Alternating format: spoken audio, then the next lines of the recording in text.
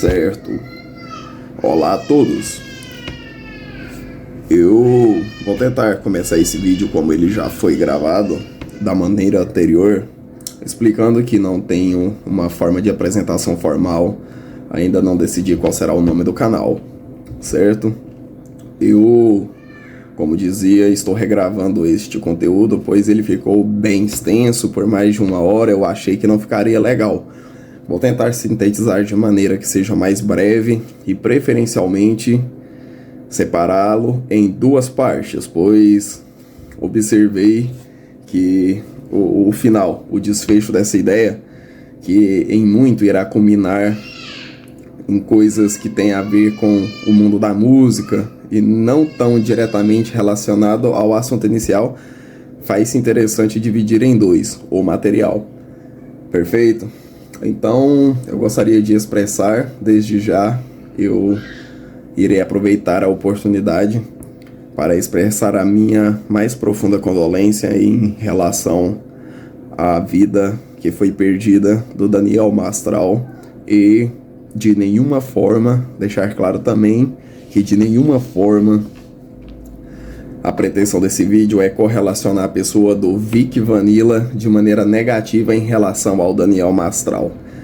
Reitero e esclareço desde já que os vídeos, os conteúdos aqui são de um tempo passado, de outrora, o qual ambos tiveram uma rusga, um tipo de interação negativa que mais recentemente já havia sido superada. Perfeito? Sendo assim o caso, vamos prosseguir, porque vou esclarecer também a como cheguei a esse material, em decorrência deste fatídico episódio da perca da vida do rapaz, o Daniel Mastral. Eu acabei recobrando vídeos anteriores que eu já havia assistido do Vic Vanilla e eu parei para refletir. Fiquei realmente cismado com este posicionamento em específico e por isso achei que seria válido registrar esta reflexão, porque, de verdade, vejamos se concordam comigo. Prossigamos.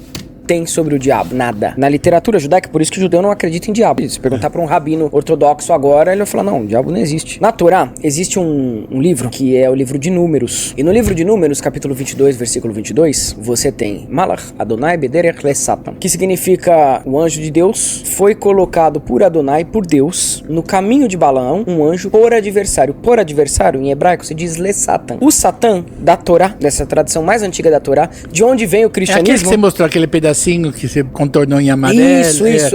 Na Torá, a primeira vez que aparece o nome Satã, não é um inimigo de Deus, não é um diabo. É um anjo do Eterno que ele colocou no caminho do Balaão, porque Balaão ia fazer uma profecia contra Israel. E ele ia vender as suas profecias para Balac, que era inimigo do povo de Deus. E aí, o Eterno, para segurar Balaão, coloca um Malach, um mensageiro, um anjo, Le Satan, por adversário. Então a palavra Satã em hebraico vem de Shaitan, que significa opositor, o adversário. Sim. Aquele que barra, aquele que contesta. Prosseguindo.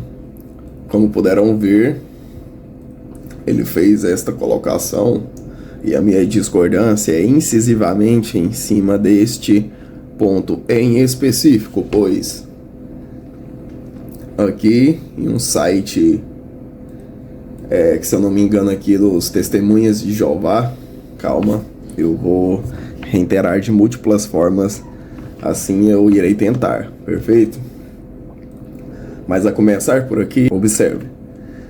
Ouvi a voz alta no céu dizer, agora se realizou a salvação, o poder e o reino do nosso Deus, e a autoridade do seu Cristo, porque foi lançado para baixo o acusador dos nossos irmãos, que nos acusa dia e noite perante o nosso Deus. É comum dessa galera dizer que as escrituras foram ligeiramente ou profundamente adulteradas, passível de perca de significado dentre os tantos idiomas, do hebraico para o grego, latim, até chegar no idioma a que temos. Só que, além disto, eu gostaria de procurar no hebraico original, entende? Por meio aqui deste site Hebraico Pro, qual é a transliteração e a etimologia desta palavra, Satã, diabo, se essa imagem é de fato a personificação, entende? De algo que ele descreve estar natural dentro das pessoas. Observe, porque do meu ponto de vista isso se trata de uma entidade, uma figura, um personagem positivo e não algo subjetivo, que no caso, do ponto de vista dele, parece ser referenciado uma imagem projetada por meio do próprio ser humano para atribuir as mazelas de seu próprio comportamento. É isso que faz parecer. Observe. Né, ele joga com o terrorismo psicológico com as pessoas, dizendo em fim de mundo e que Satã tá chegando, e as pessoas compram esse discurso porque é muito mais fácil hoje para a pessoa com inteligência mediana, analfabeta funcional, chegar e culpar uma entidade externa do que ela se olhar e falar, não, peraí, não tem diabo fora de mim, eu que me anulo, eu que me saboto, eu que provoco as circunstâncias na minha vida. Então é muito fácil, é um discurso muito, muito cabível e é extremamente comprado. É muito mais fácil acreditar na figura do diabo, de Satã, de Lúcifer, que eu já provei aqui na Bíblia em hebraico. Inclusive, assista o começo do podcast para você ver mais sobre isso. É muito mais fácil. O que é curioso, exatamente agora, é que iremos efetuar a leitura mais aproximada do hebraico original que temos disponível em nosso idioma. Vamos executar uma leitura aqui, sei lá, aqui do versículo 7 em diante, acredito que seja o suficiente. E fez-se uma batalha no céu, Miguel e mais seus anjos combatiam contra o dragão, e combatia o dragão e os seus anjos. Versículo 8. Mas não prevaleceram, nem mais foi o seu lugar achado nos céus. Versículo 9. E foi lançado o grande dragão, a saber, a antiga serpente chamada o Diabo e Satanás, que engana todo o mundo. Parece de fato ser uma figura, um personagem propriamente dito, que é passível do comportamento de enganar. Ele tem um comportamento enganador, certo? E engana todo o mundo, né? Toda a humanidade. Todo o animal racional é passível da influência do mesmo. É isso que deixa entender esse trecho. Mas vamos observar melhor aqui embaixo a colocação em hebraico posteriormente. Vejamos. E foi lançado o dragão, a saber, a antiga serpente chamada o Diabo e Satanás, que engana todo o mundo. Ele foi lançado na terra, e os seus anjos foram lançados com ele. E ouvi uma grande voz no céu que dizia: agora feita está a salvação, e a força e o reino do vosso Deus, e a potência do seu Cristo, porque já o acusador de nossos irmãos é derribado, o qual diante de nosso Deus os acusava de dia e de noite. Cheguei aqui, cuidei de chegar ao versículo 10, pois faz menção e referência direta ao que anteriormente poderia por essa galera, né, agnósticos, esotéricos e místicos, atribuir uma falta de consistência ou mesmo riquezas de detalhe no significado, na significância de cada palavra por estar em português. Mas vejamos que não está muito distante. Aqui o meu intuito era o versículo 9, certo?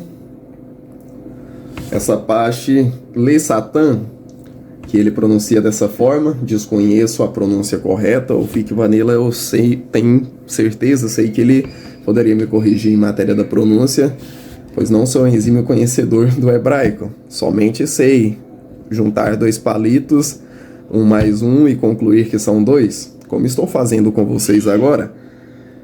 E caso eu esteja sendo tão desproporcional, desconexo com a realidade, vocês deixam aí no comentário e me ajuda a reiterar um melhor entendimento. do todo, do que são as coisas.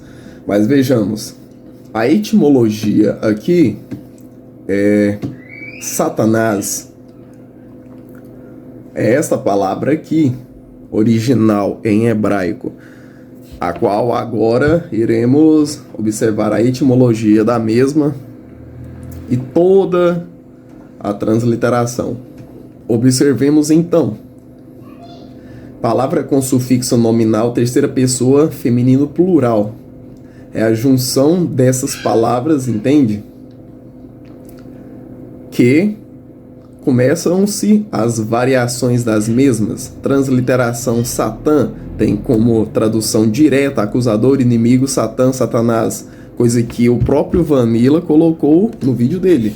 Voltemos aqui para não passar por hipócrita. Vejamos, ele mesmo fala isso. Concordemos então. Aqui, por exemplo, Klesatan. Que significa?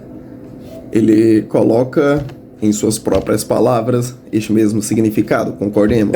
O anjo de Deus foi colocado por Adonai, por Deus, no caminho de Balaão, um anjo por adversário. Por adversário, em hebraico, se diz Le-Satan. O Satã dá...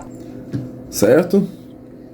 Adversário foi colocado dessa forma, o que realmente está aqui. Inimigo, opositor, como colocado pelo Vanilla. Só que, em palavras do próprio Messias, por seus frutos os conhecereis. E eu sigo essa didática, entende? Essa métrica para vários os âmbitos da minha vida, quanto espiritual ou mesmo material que seja. É muito fácil de se observar quando a partir disto.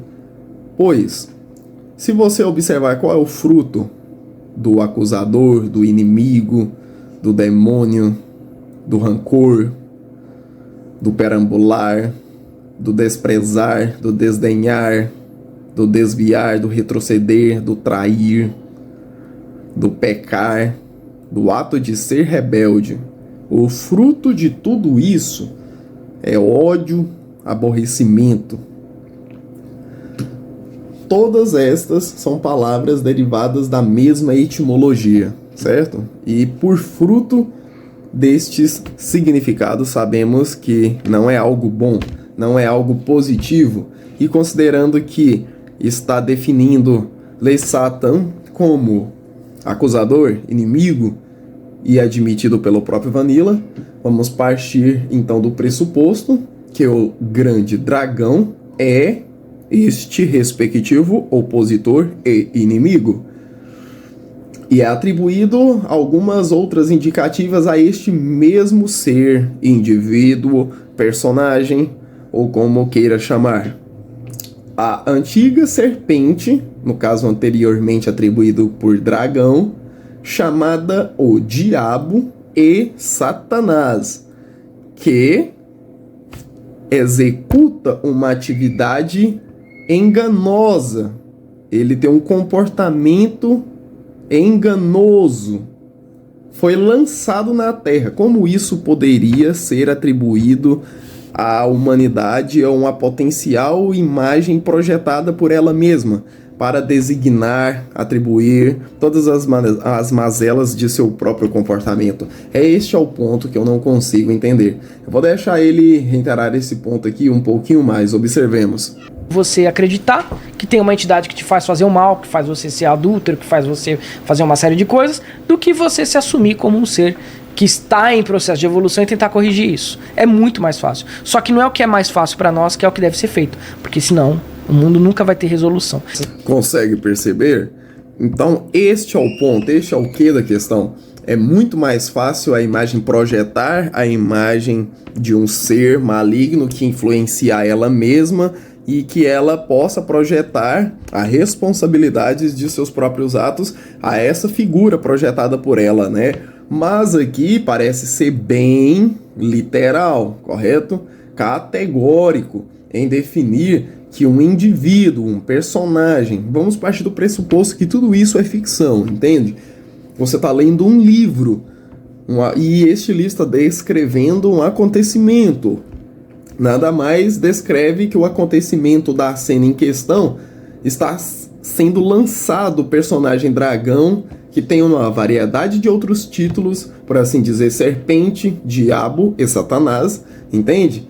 E define as atividades, entende? Os méritos que podemos atribuir, entende? As atividades deste personagem, entende? E ele foi lançado na Terra. A Terra é um local físico, como bem podemos saber. A Terra mundo e não a Terra chão. Eu entendo que seja o caso perfeito. Qualquer um que tiver uma opinião divergente da minha pode colocar nos comentários,